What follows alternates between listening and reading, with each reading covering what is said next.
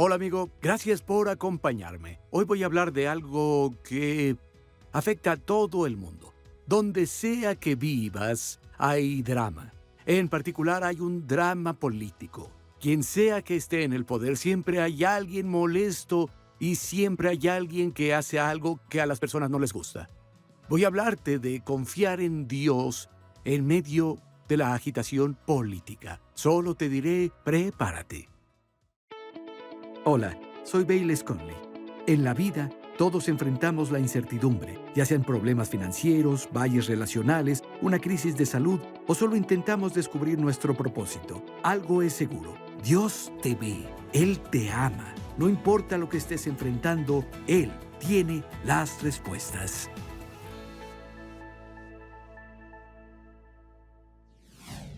En toda mi vida, me ha tocado vivir a 13 presidentes diferentes. He vivido 13 distintas administraciones. Algunos de esos líderes fueron buenos, algunos no tanto. Algunos nos mantuvieron en guerras en las que decenas de miles de jóvenes perdieron la vida y lo hicieron por razones políticas. Algunos incumplieron sus promesas de campaña en el momento en que entraron al cargo, traicionando a la gente que votó por ellos. Algunos cumplieron sus promesas e hicieron todo lo posible para liderar con transparencia e integridad. Algunos tuvieron escándalos sexuales. Algunos eran arrogantes. Algunos mentían con cara seria. Algunos eran ineptos en sus trabajos, otros muy buenos en eso. Algunos fueron manipulados por grupos de intereses especiales y por mucho dinero, otros se negaron a ello. Bajo el liderazgo de algunos experimentamos economías sólidas y saludables. Bajo el liderazgo de otros nuestra economía sufrió mucho. Pero una cosa que les diré es que a través de los 13 presidentes que ha habido durante toda mi vida, Dios ha sido fiel, confiable, digno de confianza, inmutable a través de cada administración. Tenemos un nuevo presidente, obviamente. Algunos están contentos y animados con lo que ven en el futuro.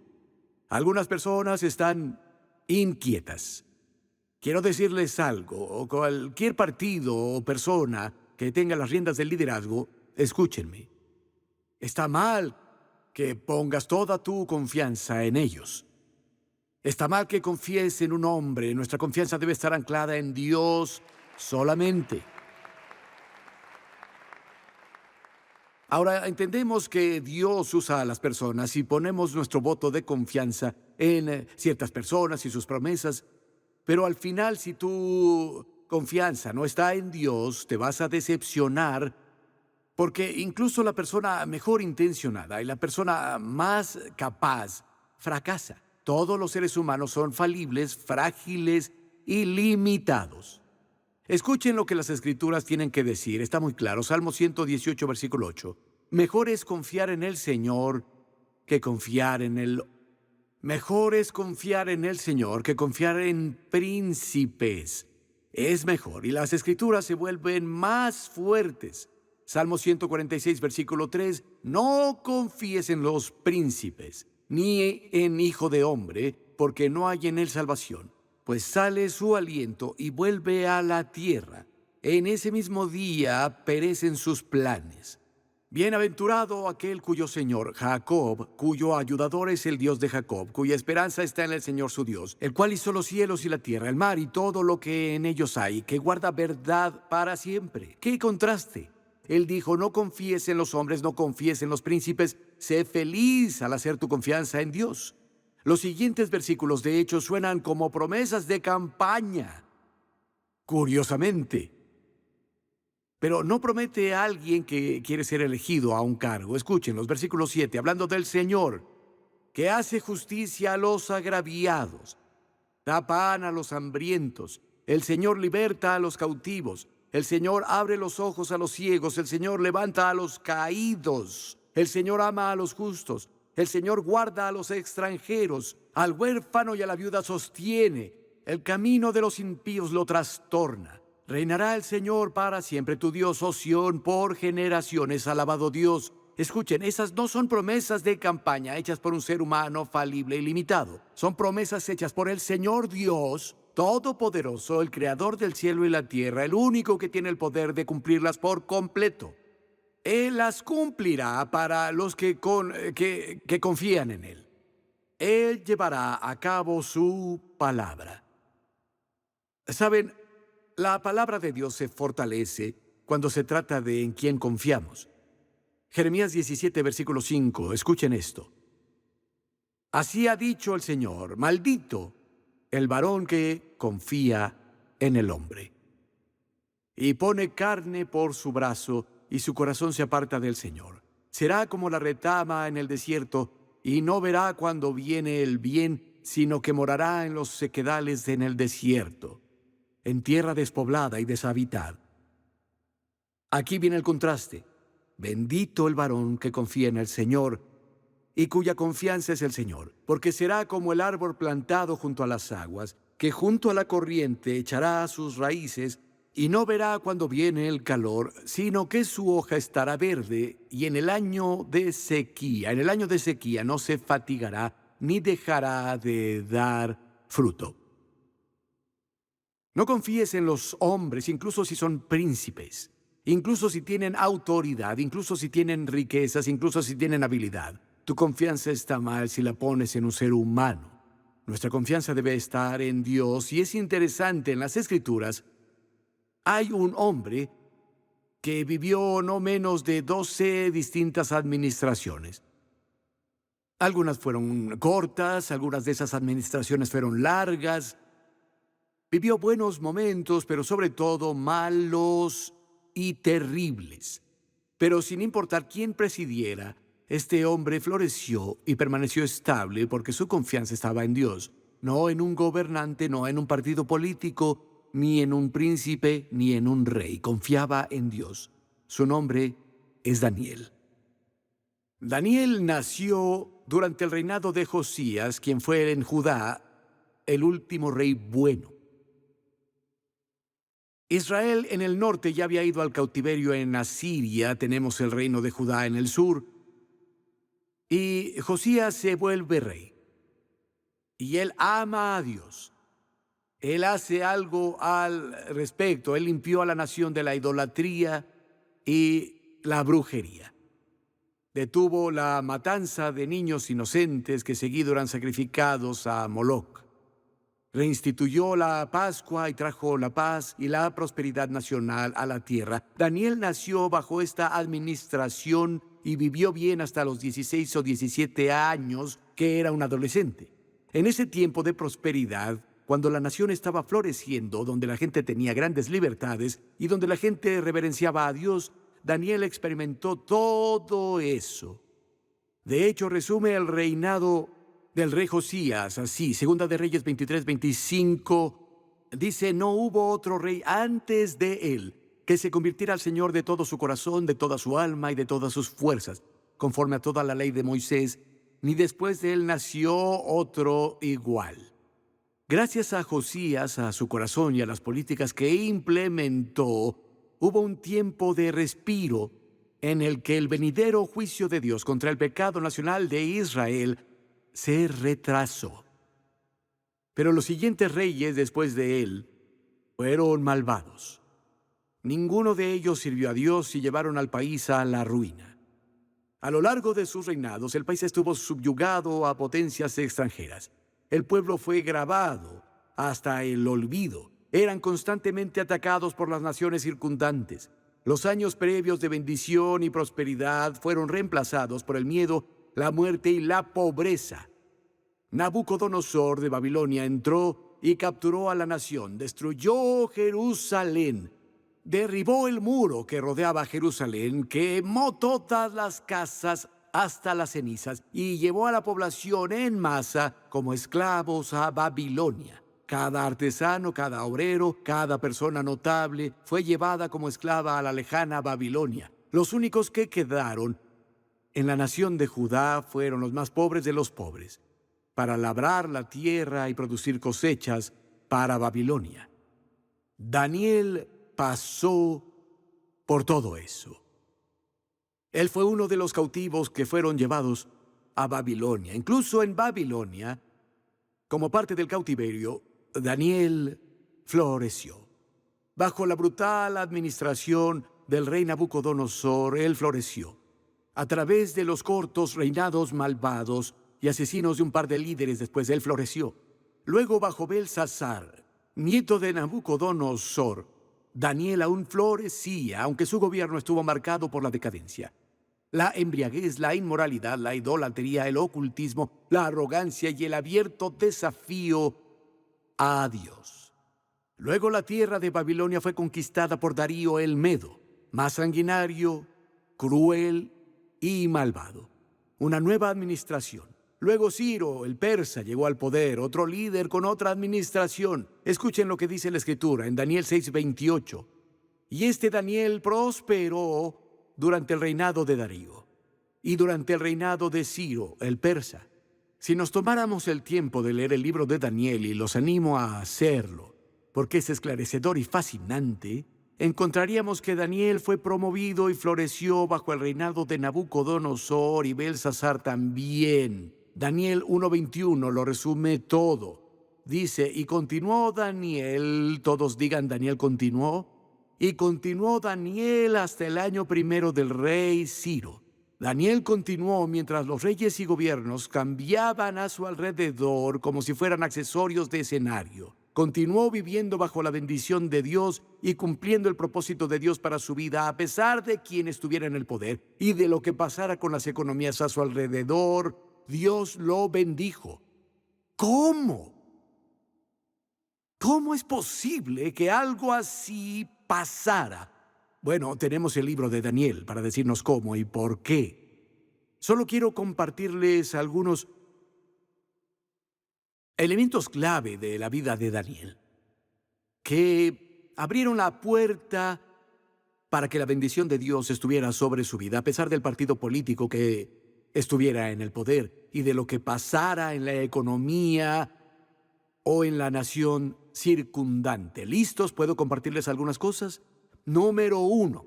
Daniel tenía una actitud sin concesiones en cuanto a servir y complacer a Dios. Y tengo algo que decirles. Escríbanlo. Algunos tal vez necesiten tatuárselo en algún lado. Bien. Si das concesiones para conservar algo, al final lo perderás. Si das concesiones para conservar algo, al final lo perderás. Daniel no cedía ni se comprometía. Leemos en Daniel capítulo 1, comenzando en el versículo 6.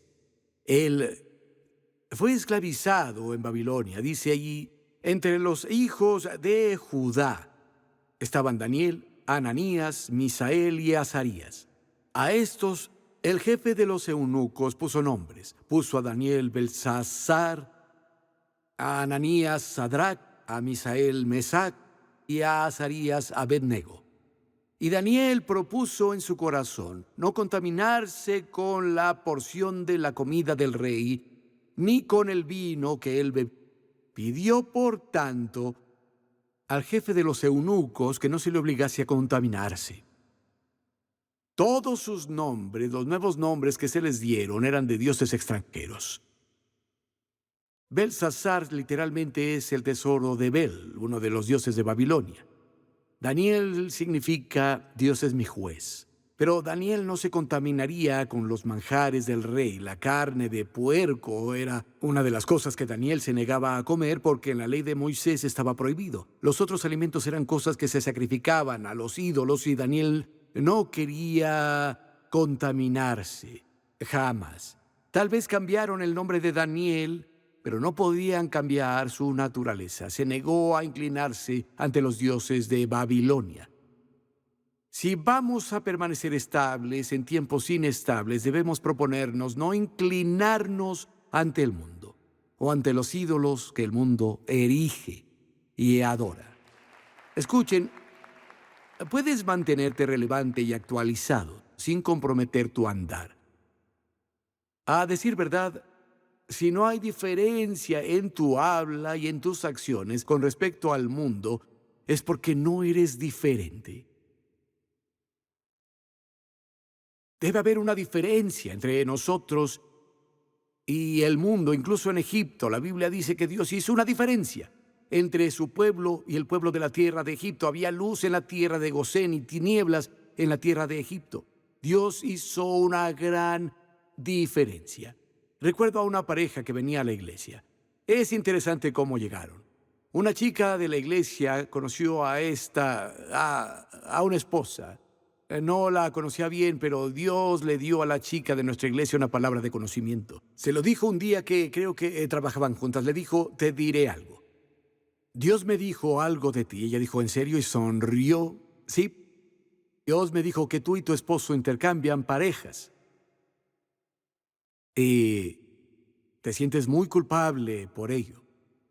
Pero no sabes cómo.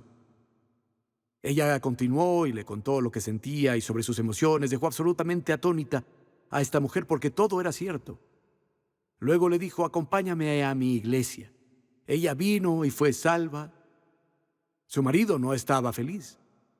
Él incluso me llamó. Quería hablar conmigo. Y hablé con él. Estaba muy escéptico, pero vino a una reunión y se salvó. Luego, la pareja principal con la que intercambiaban parejas llamó, oigan, y si nos vemos, dijeron, ya no hacemos eso. ¿Cómo que ya no hacen eso? Dijo, somos cristianos. Dios cambió nuestra vida, amamos a Jesús y ya no nos gusta intercambiar. Necesitan venir a nuestra iglesia. Y la otra pareja fue a la iglesia y fueron salvos ambos. Y el chico tuvo un terrible problema con la drogadicción por años y sus principales proveedores eran sus colegas. Tenía un buen trabajo y ganaba mucho dinero, pero él me dijo, pastor, gasto la mitad de mi sueldo cada mes en drogas. La mitad de lo que gano. Y mis vendedores son chicos en el trabajo. Entonces, él fue salvo y ya no usaba el lenguaje sexual sucio, que era todo lo que hablaban diario. Todos pensaron que era raro. Pero un chico se le acercó, oye, ya es hora de que surtas tu receta. Él dijo, no necesito más drogas. ¿De qué hablas? Él dijo, mi esposa y yo fuimos a una iglesia y fuimos salvos, oraron con nosotros, y Jesús me liberó de las drogas. Ya no necesito drogas.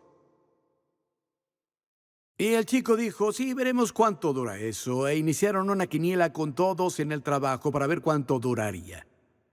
Y él me decía, fui hoy y les dije, 5 días. Era lo primero que decía al entrar. Van 2 semanas.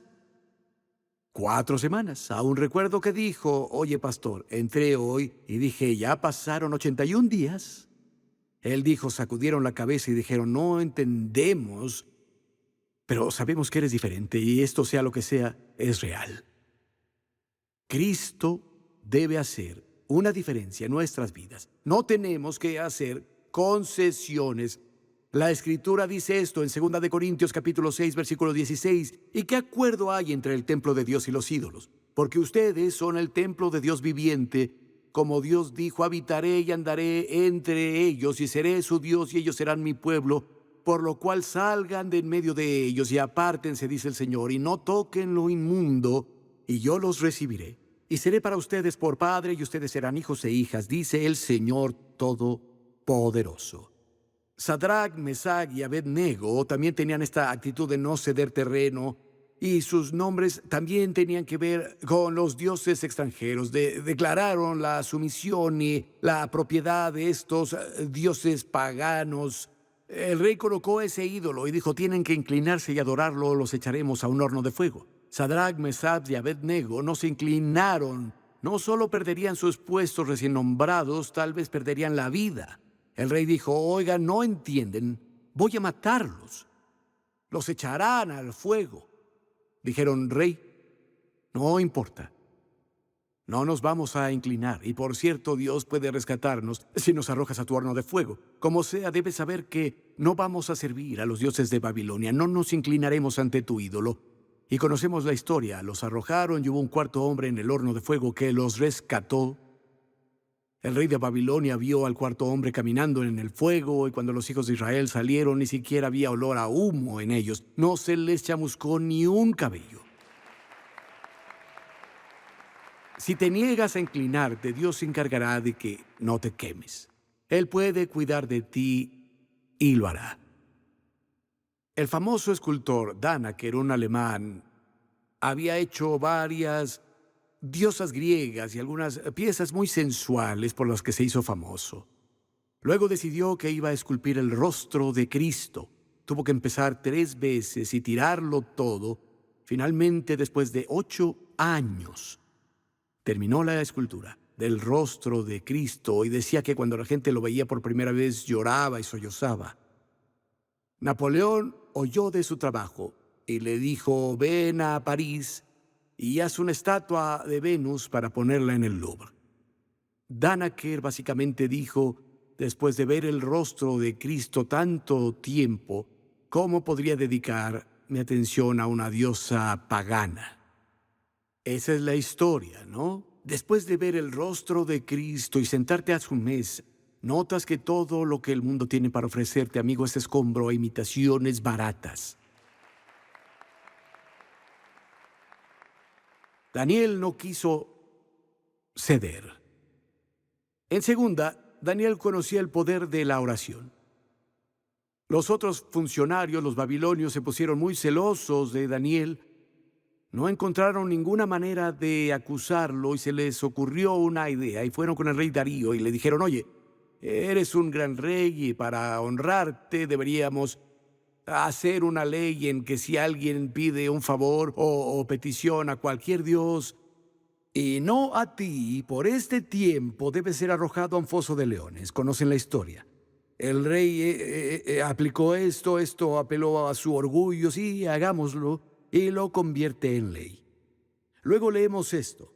En Daniel 6, versículo 10, cuando Daniel supo que el escrito estaba firmado, se fue a su casa, se metió en su closet donde nadie lo veía y oró en secreto.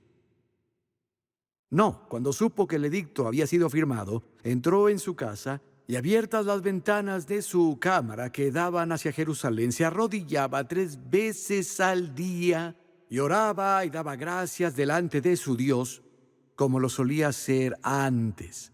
Se juntaron aquellos hombres y hallaron a Daniel orando y haciendo súplicas ante su Dios. Daniel era un hombre de oración constante y profunda. Dirán: no sé cómo orar. No es difícil. Habla con Dios. Habla con Dios si tienes miedo, si estás preocupado, díselo. Pídele ayuda. Si tienes necesidades, cuéntale tus necesidades y pídele que te ayude. Si estás feliz por algo, compártelo con él. Háblale sobre eso. Comparte tus alegrías con él. Si no sabes qué hacer, díselo y pídele que te guíe y pídele que te dé sabiduría. Si estás molesto con él, díselo. Él ya lo sabe. Si piensas que ha sido injusto, díselo. Él ya lo sabe. Dios ama un corazón honesto, pero después de hablar con Dios, haz esto.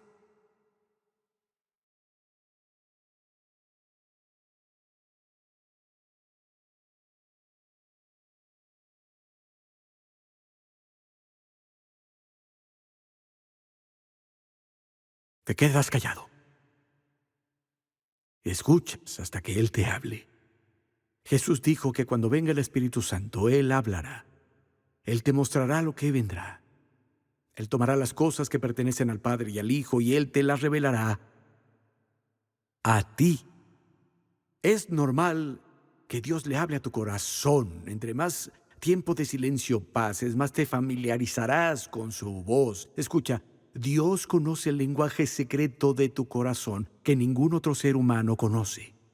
Lo habla con fluidez. Cuando te quedes callado, apaga tu teléfono móvil. No morirás. Apaga tus dispositivos y espera. Ora. Daniel oró. La tercera cosa de Daniel es que tenía fe en Dios. Es arrojado al foso de los leones hambrientos por haber orado, y cuando lo sacaron, el foso de los leones, Dios envió a su ángel y cerró la boca del león. Cuando lo sacaron, esto leemos en Daniel 6:21. Daniel respondió al rey: «Oh rey, vive para siempre. Mi Dios envió su ángel y cerró la boca de los leones para que no me hicieran daño, porque fui hallado inocente ante él, y aún delante de ti, oh rey, yo no he hecho nada malo». Se alegró el rey en gran manera a causa de él, y mandó sacar a Daniel del foso, y fue Daniel sacado del foso, y ninguna lesión se halló en él, porque había confiado en su Dios. Otras traducciones dicen que porque tenía fe en su Dios o porque confiaba en su Dios. Amados, pueden confiar en Dios, tener fe en Él, es creer en su palabra y actuar como tal. No existe tal cosa como divorciar la fe de las acciones. Si crees en algo, actuarás de cierta forma. La fe exige acción. La fe es simplemente creer en su palabra y actuar según ella. Hazlo, Él te librará del foso de tus leones. Por simple que suene, es cierto, cierto, cierto. Sé lo que crees observando lo que haces. Lo que llevas a cabo apunta a lo que puedes creer. Cuando creemos en la palabra de Dios, actuaremos como si fuera cierta.